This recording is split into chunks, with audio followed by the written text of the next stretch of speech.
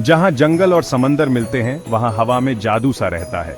एक ऐसी जगह जहां हरी परछाइयां और सुनहरी रेत है। इस मिलन वाली जगह पर चार्ली रहता था, एक छोटा सा केकड़ा जिसका दिल एक खोजकर्ता का था। अपनी बीच से बाहर की दुनिया के बारे में हमेशा क्यूरियस रहता था। उसे सनसेट्स, अजीबोगरीब सीशेल्स बहुत पसंद थे और वो मिस्टीरियस जंगल में जाने का सपना देखता था। भले ही वो अपने रेतीले घर का हर इंच जानता था, चार्ली एक ऐसे दोस्त के लिए तरसता था जिसके साथ वो अपने एडवेंचर्स शेयर कर सके। जंगल उसे बुला रहा था, कहानियों की एक दुनिया जो डिस्कवर होने का इंतजार कर रही थी। जंगल के अंदर रोजी खरगोश भी उतनी ही क्यूरियस थी। उसका दिल समंदर देखने को बेताब था। एक सुबह नमकीन हवा से खींची हुई रोजी जंगल से कूदकर गर्म रेत पर आ गई। वहां उसने चार्ली को देखा, जो एक चमकते हुए सी ग्लास को इंस्पेक्ट कर रहा था। अपनी हिम्मत जुटाकर रोजी ने उसे ग्रीट किया। चार्ली सरप्राइज्ड लेकिन खुश होकर जवाब दिया, तुम जंगल से बहुत दूर हो, उसने कहा। मुझे एडवेंचर्स पसंद है, रोजी ने जवाब दिया, और मैं हमेशा से बीच देखना चाहती थी। वे मुस्कुराए, ये महसूस करते हुए कि वे दोनों कुछ नया चाहते थे। एक दोस्ती शुरू हुई ठीक उसी जगह जहां जंगल और समंदर मिलते थे। उनकी दुनियाएं वंडर में टकराईं। एक तरफ था समुद्र का खुला किनारा जहां लहरें रेत को छूती थीं, और दूसरी तरफ था घना जंगल जहां हर सुबह की धुंध में जादू छुपा था। दोनों जगहें अलग थीं, लेकिन क्यूरियोसिटी ने उन्हें एक दूसरे के करीब ला दिया। चार्ली ने रोजी को किनारे के सीक्रेट्स दिखाए, छोटे सैंड क्रैब्स, टाइड पूल एनेमोनीज और टाइड्स का रिदम। उसने बताया कि कैसे हर लहर कुछ नया लेकर आती है और कैसे रेत में छुपे जीव अपनी छोटी सी दुनिया बसाते हैं।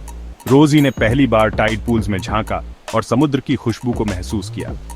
रोजी ने चार्ली को जंगल में इनवाइट किया, उसे टैंगल्ड रूट्स से आगे ले गई और वाइल्ड स्ट्रॉबेरीज शेयर की। उसने चार्ली को बताया कि हर जड़ के नीचे एक कहानी है और हर पत्ते की छांव में कोई न कोई रहस्य छुपा है। चार्ली ने पहली बार ताजे जंगली स्ट्रॉबेरीज का स्वाद चखा। साथ में उन्होंने सैंड कासल्स बनाए, ट्रेजर्स की हंटिंग की और एक दूसरे के क्लमजी अटेम्प्ट्स पर हंसे, जैसे हॉप करना या स्कटल करना। कभी कभी वे दोनों अपनी अपनी दुनिया के तरीके आजमाते और हर बार कुछ नया सीखते। उनकी हंसी लहरों और पत्तों के बीच गूंजती रही। रोजी चार्ली को जंगल से होकर ले गई, उसे मॉसी लॉग्स और स्पार्कलिंग स्ट्रीम्स दिखाए। उसने बताया कि कैसे हर पत्थर के नीचे जीवन है और हर बहती धारा में नन्हे जीव तैरते हैं। चार्ली ने जंगल की ठंडी हवा और मिट्टी की खुशबू को महसूस किया। चार्ली की तेज आंखों ने छिपी हुई लेडी बग्स और कैमोफ्लाज्ड कैटरपिलर्स को ढूंढा। रोजी ने सीखा कि ध्यान से देखने पर हर जगह कुछ अनोखा मिल सकता है, चाहे वो रेत हो या मिट्टी। वे एक परफेक्ट टीम बन गए, हर एक ने अपनी दुनिया का जादू रिवील किया। दोनों ने मिलकर अपनी अलग अलग दुनिया को एक साथ एक्सप्लोर किया और हर दिन को एडवेंचर बना दिया। उनकी दोस्ती ने सैंड और सोइल के बीच के गैप को भरा। अब उनके लिए जंगल और समुद्र दोनों एक जैसे मैजिकल थे, क्योंकि उन्होंने एक दूसरे की आंखों से देखना सीख लिया था। एक दोपहर जब सब कुछ शांत था, अचानक गहरे बादल छा गए। हवा में अजीब सी घबराहट थी, जैसे समंदर कुछ कहने वाला हो। देखते ही देखते समंदर वाइल्ड हो गया। लहरें ऊंची और डरावनी हो गईं, मानो वे किनारे को चुनौती दे रही हों। बच्चे खेल रहे थे, तभी एक जायंट वेव पूरे जोर से किनारे से टकराई। सब कुछ हिल गया। उसी लहर में चार्ली का कीमती शेल चक्कर खाते पानी में बह गया। वह शेल उसका घर था, उसकी सबसे प्यारी चीज। चार्ली एक्सपोज्ड और डरा हुआ, हेल्पलेस होकर देखता रहा। उसके छोटे छोटे पैर रुक गए और उसकी आंखों में डर साफ दिख रहा था। जैसे उसका घर दूर बह गया, वैसे ही उसकी उम्मीद भी डगमगाने लगी। रोजी ने उसकी पैनिक देखी, वो घबराहट, वो बेचैनी सब समझ गई। उसने महसूस किया कि अब उसे दोस्ती निभानी होगी और चार्ली की मदद करनी होगी, चाहे कुछ भी हो।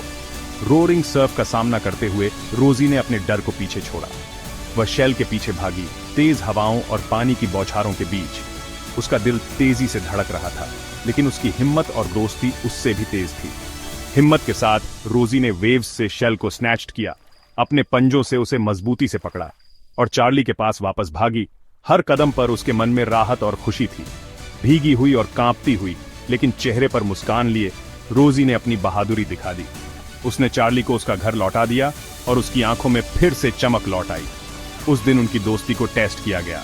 मुसीबत में साथ निभाने की असली परख हुई और वह अनब्रेकेबल साबित हुई, जैसे समंदर की लहरें कभी न थमने वाली हों। चार्ली अपने शेल में स्करिड हुआ उसका दिल अभी भी तेज धड़क रहा था। तूफान के बाद की हवा में एक अजीब सी शांति थी, लेकिन उसके मन में ग्रैटिट्यूड और रिलीफ की लहरें दौड़ रही थीं। उसकी आंखें ग्रैटिट्यूड से वाइड थीं, जैसे वो अपनी जान बचाने वाले दोस्त को कभी भूल नहीं सकता। तुमने मेरा घर बचाया, उसने धीमे से कहा। उसकी आवाज में सच्ची कृतज्ञता थी। तुम दुनिया के सबसे बहादुर दोस्त हो। रोजी मुस्कुराई।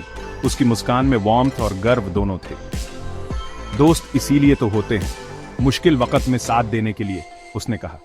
जैसे ही तूफान साफ हुआ, आसमान में हल्की नीली रोशनी फैल गई। रेत पर सूरज की रोशनी चमक उठी।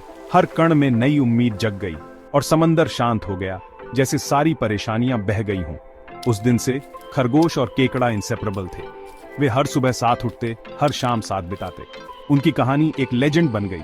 जंगल और समंदर दोनों में उनकी दोस्ती के किस्से गूंजने लगे। ये प्रूफ था कि सच्ची दोस्ती एक जैसा होने में नहीं है, बल्कि डिफरेंसेस सेलिब्रेट करने में है, एडवेंचर्स शेयर करने और एक दूसरे की लाइफ के स्टॉर्म्स में मदद करने में है। यही असली दोस्ती है। चाहे आप हॉप करें या स्कटल करें, रास्ता तभी आसान लगता है जब कोई साथ हो।